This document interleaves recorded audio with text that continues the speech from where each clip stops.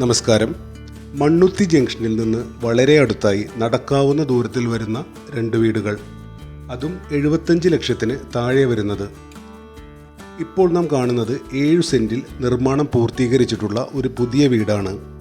2200 square ഫീറ്റിലാണ് 4 bedroom വരുന്ന ഈ വീടിൻ്റെ നിർമ്മാണം. ജലസൗകര്യത്തിനായി ഇവിടെയുള്ളത് ഓപ്പൺ കിണറാണ്.